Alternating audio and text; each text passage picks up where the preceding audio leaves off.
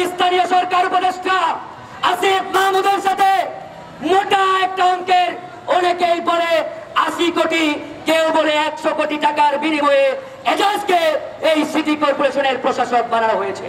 যে মোটা অঙ্কের লেনদেনের বিনিময়ে এরকম একজন আওয়ামী দোসরকে এই সিটি কর্পোরেশনের চেয়ারে বসানো হয়েছে। প্রিয় ভাইরা আমার, আপনারা বলেন কোন আওয়ামী দালাল নিষিদ্ধ সংগঠনের সদস্যকে এই সিটি কর্পোরেশনের চেয়ারে আমরা মেনে নেব কিনা? যদি আমরা মেনে না নেই, আজকে থেকে সিদ্ধান্ত নিতে হবে এই এজাজকে এই সিটি কর্পোরেশন ভবনে আমরা প্রবেশ করতে দেব না। আমরা কোন ওই নিষিদ্ধ সংগঠন, ওই আওয়ামী দালাল, ওই রয়ের দালালকে এরকম একটি প্রতিষ্ঠানের প্রধানের চেয়ারে আর এক মিনিটও দেখতে চাই না।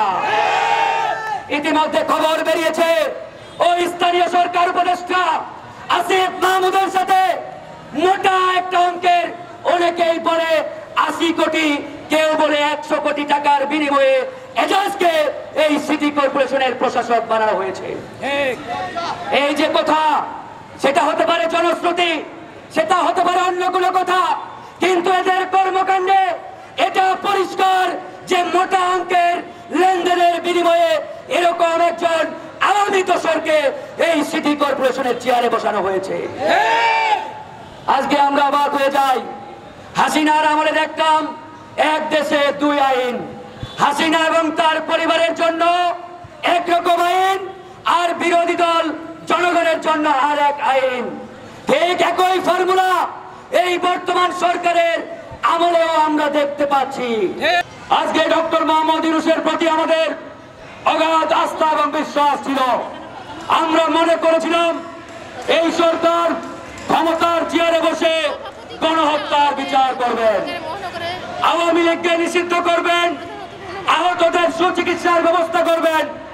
কিন্তু আমরা অবাক হয়ে লক্ষ্য করলাম ক্ষমতার চেয়ারে বসার 10 মাস পেরিয়ে গেলেও আওয়ামী লীগ নিষিদ্ধের প্রশ্নে সরকার অনেকটাই নীরব। আমরা যখন ভিতরে নাড়াচাড়া দেওয়া শুরু করলাম, তখন জানতে পারলাম এরা তলে তলে আওয়ামী লীগকে পুনর্বাসনের চেষ্টা করছে।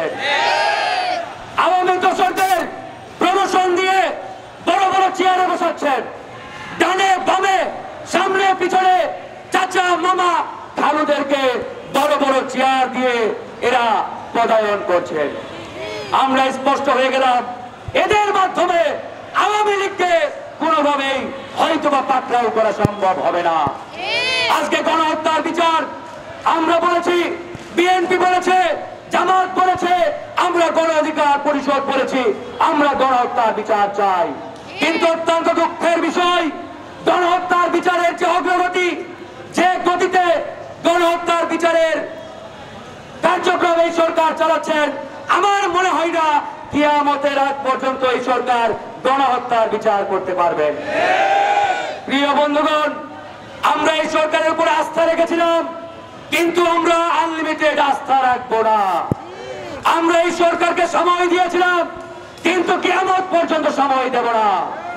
আজকে আমরা যখন দেখি একজন নিষিদ্ধ ঘোষিত সংগঠনের নেতা ঢাকা উত্তর সিটি কর্পোরেশনের মতো গুরুত্বপূর্ণ একটি প্রতিষ্ঠানের প্রধানের দায়িত্ব পায়, তার মানে আর বুঝতে বাকি থাকে না এই সরকার জনগণের সংস্কার নয়, জনগণের আকাঙ্ক্ষা নয়, এরা আওয়ামী লীগের আকাঙ্ক্ষা বাস্তবায়নে বেশি তৎপর। আজকে এজাজ, এই মোহাম্মদ এজাজকে, তার ইতিহাস, তার স্ত্রী এদেশের মানুষ জানে। আপনারা জানেন 2018 সাল পর্যন্ত মোহাম্মদ এজাজ নিষিদ্ধ সংগঠন হিজবুত তাহরীরের সক্রিয় নেতা ছিলেন। শুধু নেতা বললে ভুল হবে, প্রথম সারির নেতা ছিলেন। 1 থেকে 5 জনের মধ্যে টপ লেভেলের নেতা ছিলেন মোহাম্মদ এজাজ।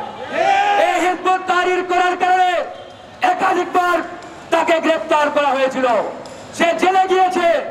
এরপরে আওয়ামী লীগের সাথে যোগ সাজস করে জেল থেকে বেরিয়ে আওয়ামী লীগে যোগ দিয়েছিলেন। 2023 সাল পর্যন্ত আওয়ামী লীগ করেছেন। আওয়ামী লীগের ধান্দাবাজি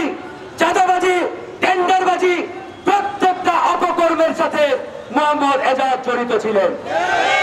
এরপরে হঠাৎ করে আন্দোলন সংগ্রাম শুরুর পরে খোলস পাল্টে এই সরকারের নব্য বিপ্লবী, যাদেরকে আমরা বলি 2 দিনের বৈরাগী, সেই স্থানীয় সরকার উপদেষ্টা আসিফ মাহমুদের সাথে তলে তলে গোপন চুক্তি করে এই এজাজ আজকে সিটি কর্পোরেশনের জমিদার বনে গেলেন। প্রিয় ভাইরা আমার, আপনারা বলেন কোন আওয়ামী দালাল নিষিদ্ধ সংগঠনের সদস্যকে এই সিটি কর্পোরেশনের চেয়ারে আমরা মেনে নেব কিনা? যদি আমরা মেনে না নেই, আজকে থেকে সিদ্ধান্ত নিতে হবে এই এজাজকে এই সিটি কর্পোরেশন ভবনে আমরা প্রবেশ করতে দেব না। আমরা কোন ওই নিষিদ্ধ সংগঠন, ওই আওয়ামী দালাল, ওই রয়ের দালালকে এরকম একটি প্রতিষ্ঠানের প্রধানের চেয়ারে আর 1 মিনিট দেখতে চাই না। ইতিমধ্যে খবর বেরিয়েছে ওই স্থানীয় সরকার উপদেষ্টা আসিফ মাহমুদের সাথে মোটা একটা অঙ্কের, অনেকেই বলে 80 কোটি, কেউ বলে 100 কোটি টাকার বিনিময়ে এজাজকে এই সিটি কর্পোরেশনের প্রশাসক বানানো হয়েছে। এই যে কথা, সেটা হতে পারে জনশ্রুতি, সেটা হতে পারে অন্য কোনো কথা, কিন্তু এদের কর্মকাণ্ডে এটা পরিষ্কার যে মোটা অঙ্কের লেনদেনের বিনিময়ে এরকম একজন আওয়ামী দোসরকে এই সিটি কর্পোরেশনের চেয়ারে বসানো হয়েছে। আজকে আমরা অবাক হয়ে যাই। হাসিনার আমলে দেখতাম 1 দেশে 2 আইন, হাসিনা এবং তার পরিবারের জন্য একরকম আইন, আর বিরোধী দল জনগণের জন্য আর এক আইন। ঠিক একই ফর্মুলা এই বর্তমান সরকারের আমলেও আমরা দেখতে পাচ্ছি।